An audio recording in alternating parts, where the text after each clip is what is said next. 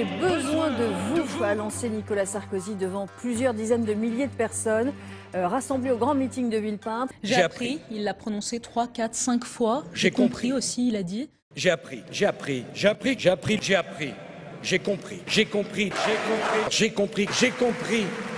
mes chers amis. Je savais qu'il y aurait des tempêtes. Quand on a grosse tempête, il faut avoir un bon capitaine. Nous allons déclencher le deuxième plan de rénovation de nos quartiers. Qu'il y ait plus de footballeurs, qu'il y ait plus de choses de façon à ce que les banlieusards ne tombent pas dans la délinquance et tout ça. Le président de la République est plus attaqué, caricaturé, critiqué que n'importe qui d'autre. Je n'entends que du mal de cet homme qui fait que du bien.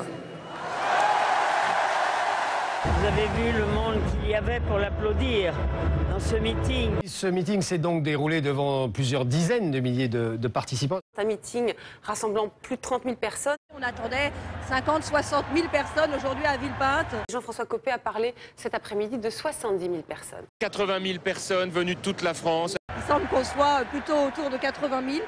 À partir de maintenant et jusqu'à demain, toutes les heures, il y aura 10 000 personnes de plus dans le meeting. On nous parle de 70 à 80 000 personnes. Il faut dire en toute honnêteté que ces chiffres sont invérifiables. Au cours du meeting de 1 million de personnes qui vient de se tenir dans une salle qui contient 37 000 sièges.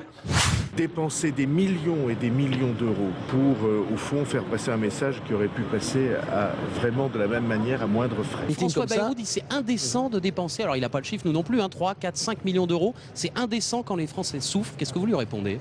Ce sont surtout ceux qui ne peuvent pas réunir autant de gens qui, en général, trouvent cela indécent. Qu'est finit le temps de la vergogne et que commence le temps de la fiertat, qu'em Occitas et Biarnes et Bigourdas.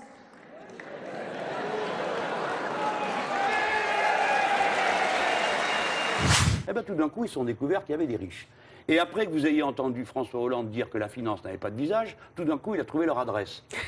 Ceux qui ont une déclaration aux impôts, voilà. Et il vient de découvrir qu'il faudrait donner 75% de ce qu'ils ont dans la dernière tranche. Et qu'abem l'intention de continuer à parler la langue nouste. Qu'est la nouste langue? En ce moment, il fait de très grands progrès à mesure que nous progressons dans les sondages. J'ai remarqué que quand nous sommes passés à 9 points, il a inventé une nouvelle tranche d'impôt. Alors bon, c'était un peu bricolé, mais c'est l'intention qui compte. Mon pays, Toulouse, comme chantait Nougaro. Et vous êtes content d'être candidat? Toujours une question difficile, je vais pas dire non parce que non, mais évidemment après la question c'est de défendre nos idées et je vais faire mon boulot avec Olivier, avec les autres camarades et on espère bien que dans cette campagne-là on fasse entendre très fort notre idée de la révolte et puis du changement de la société et l'idée qu'il va falloir que des millions de gens se battent à l'image de ce qui se passe en Grèce aujourd'hui. Philippe, on peut descendre alors. Ouais.